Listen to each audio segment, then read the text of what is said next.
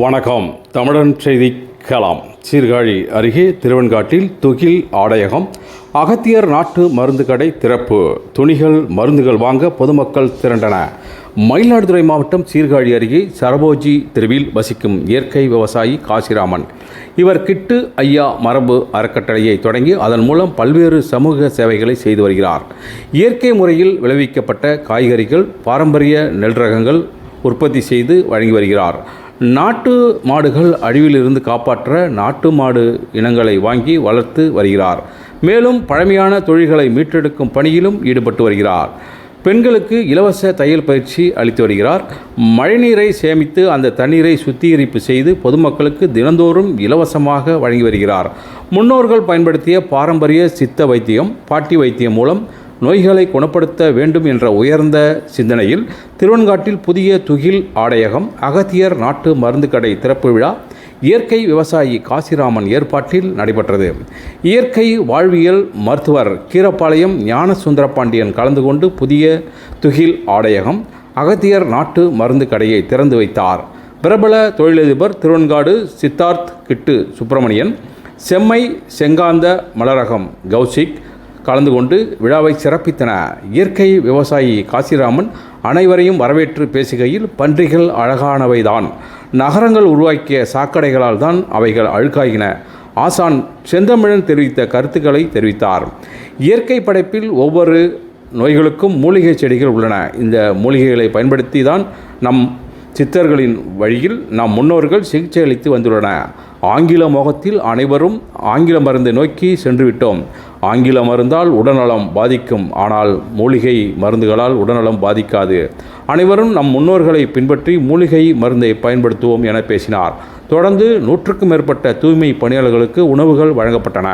விழாவில் திமுக ஒன்றிய செயலாளர் பஞ்சுகுமார், மாவட்ட நுகர்வோர் அமைப்பு தலைவர் ராமச்சந்திரன், துரைராஜன், துரைசெழியன், மங்கை வெங்கடேசன், இரத்த கொடையாளர் அப்பாஸ் உள்ளிட்ட பலர் கலந்து கொண்டனர். என்னோட பேர் சுந்தரபாண்டியன். இயற்கை வாழ்வியல், அதாவது நம்மளுடைய தமிழ் சமூகத்திலிருந்து விலகி போன நம்மளுடைய இயற்கை மறந்தோம், இயற்கையோட தொடர்பு மறந்து போனதன் விளைவு இன்னைக்கு நோயின் பிடியில் இருக்கிறோம். நாம மட்டும் நோயில் இல்லை, இந்த மண்ணும் நிலமும் காற்றும் எல்லா பஞ்சபூதமும் எல்லாமே பொல்யூஷனாக இருக்குது. இந்த மாதிரி எல்லாமே நகரமயமாக்கல்ன்ற ஒரு விஷயத்த உலகெங்கும் அந்த நகரமயமாக்கல்ன்ற ஒரு விஷயம்தான் போயிட்டு இருக்கு. ஆனால் கிராமமயமாக்கல்ன்ற ஒரு விஷயத்த நம்ம திருவெண்காட்டில் கிட்டு அறக்கட்டளை அது சார்பாக நம்மளுடைய சமூக செயற்பாட்டாளர் நம்மளுடைய அண்ணன் காசிராமனும் அவருடைய சகோதரர்களும் இணைஞ்சு இந்த ஒரு பெரிய பணியை இந்த நாட்டுக்கே ஒரு முன்னோதாரணம். கிராம பொருளாதாரம் தான் நாட்டினுடைய பொருளாதாரம்.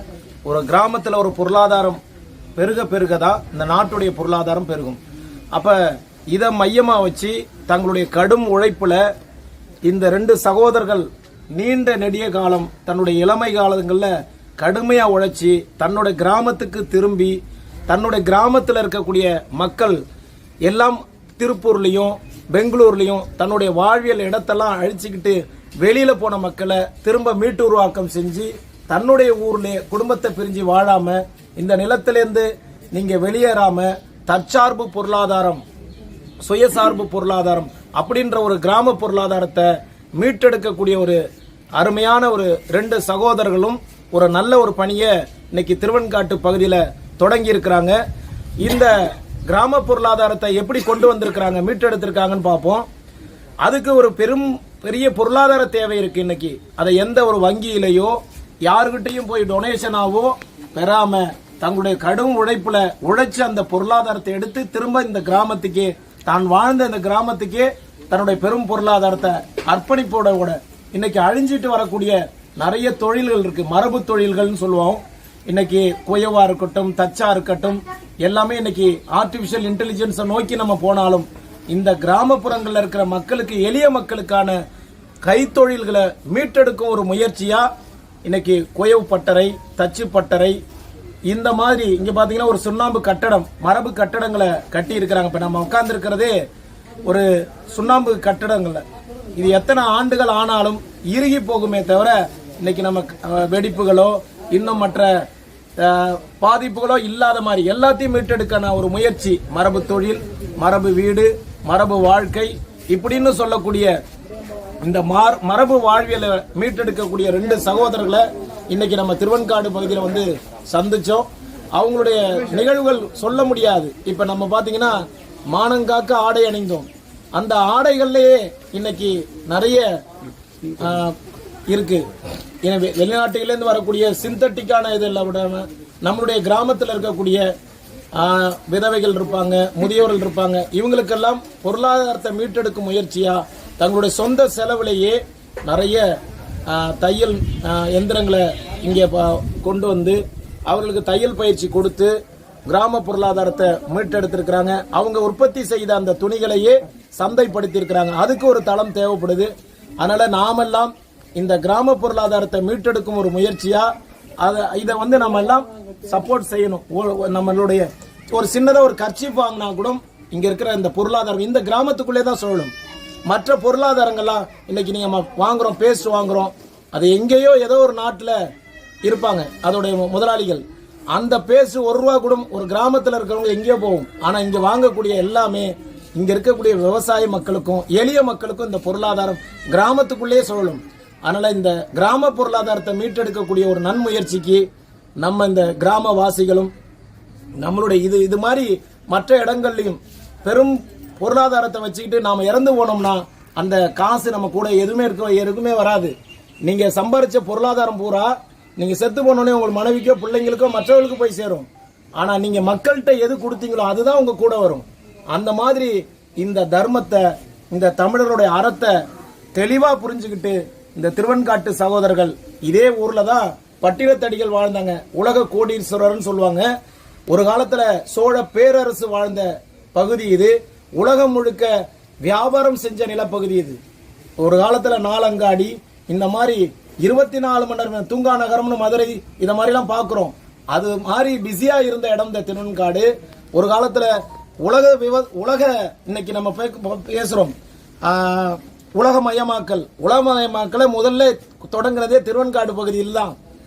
அந்த இந்த விஷயம் உலகம் முழுக்க சோழ பேரரசர்களுக்கு கடன் கொடுத்தார் திருவெண்காடார். அந்த அளவுக்கு தலைமுறையா பாய்மர கப்பல், இது சோழ ஏரினே சொல்லுவாங்க, நம்மளுடைய வங்கக்கடலை சோழ ஏரின்னு சொல்லுவாங்க. அந்த மாதிரி 1.5 லட்சம் பாய்மர கப்பல்களை தன்னுடைய சொந்தமா வச்சிருந்தவர் தான் அவ்வளவு பொருளாதாரத்தையும் தூக்கி மக்களுக்கு செலவு பண்ணிருக்கு. இந்த மண்ணில் அந்த தன்மை இருக்கு.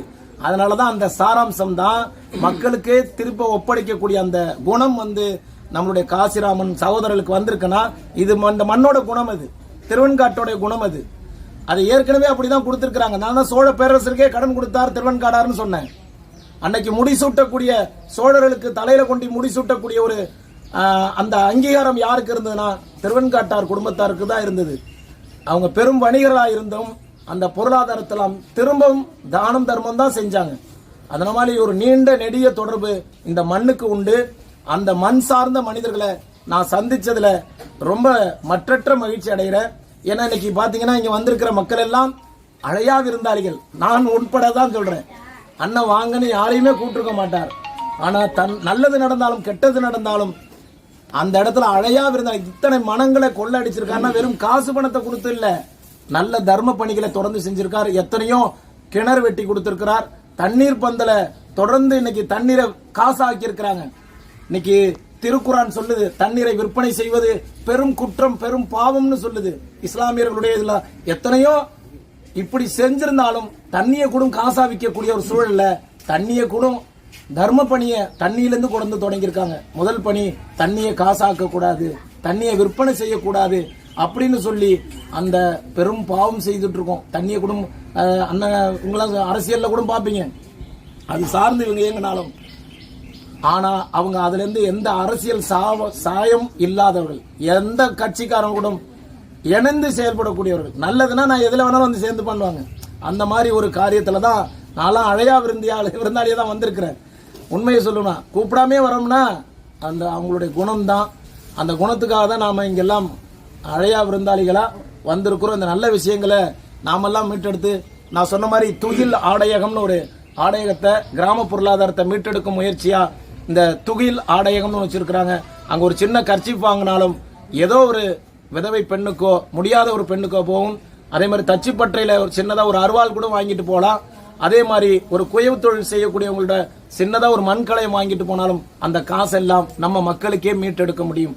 இந்த மாதிரி நல்ல குணங்கள் எல்லாம் இன்னைக்கு பாத்தீங்கன்னா இந்த சீர்காழி திருவெண்காடு இந்த நிலப்பகுதி முழுக்கவே இந்த சமூகத்துக்கு திரும்ப திரும்ப சொல்லிக் கொடுக்கக்கூடிய அறம் போதிக்கக்கூடிய அறச்சாலையா இது மாறணும்ன்றது என்னுடைய நோக்கம். நன்றி நண்பர்களே.